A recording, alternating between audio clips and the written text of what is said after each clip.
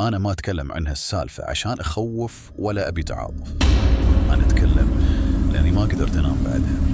اللي صار كان بليلة شتوية باردة، برد مو طبيعي، برد يخليك تحس إن الهواء يتغذى عليك.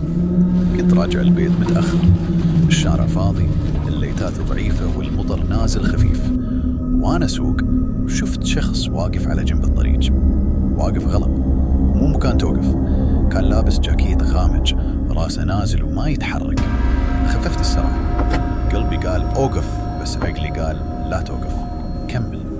عديته وأنا أشوفه بالمراية، كان للحين واقف، ما لف ما لوح ولا تحرك. وصلت البيت، دخلت قفلت الباب وشغلت الدفاية، بس الجو ما خفت برودته. قعدت بالصالة وشغلت التلفزيون عشان أطرد الصمت، وفجأة أسمع نقط ماي على رف. طليت على رف لقيتها مبللة، قلت يمكن المطر دخل مع الجود اللي كنت لابسه. ما اهتميت ورحت غرفتي لاني نعست، قلت اروح انام اكيد صرت هلوس. دخلت وقفلت الباب، شوي كان ابدا اسمع خطوات مو سريعة، مشي هادي بس ثقيل. الخطوات هذه وقفت ورا باب غرفتي، وصوت واطي قال بردان.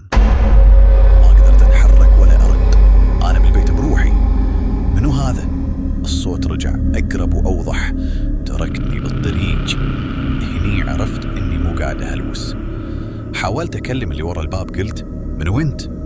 غد علي، أنا اللي شفتني. وكملت.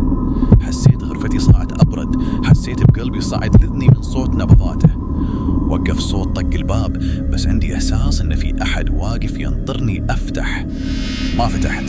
بعد فترة كل شيء وقف، الصوت، الخطوات، وحتى شعور البرودة الزايدة. بعد صبر طويل وبعد ما هديت نفسي فتحت الباب. الصالة فاضية، بس الأرض كانت مبللة وفيها آثار أقدام واقفة قدام غرفتي، مو طالعة ولا داخلة، واقفة بس. ومن ذاك اليوم كل ليلة شتوية إذا اشتد البرد أسمع نفس الصوت، بس مو عند الباب، ورا إذني، يقول هالمرة أنا داخل. وأتعب شيء إني ما صرت أشوفه بالمراية ولا بالبيت، أشوفه واقف بنص الشارع ينتظر سيارة ثانية.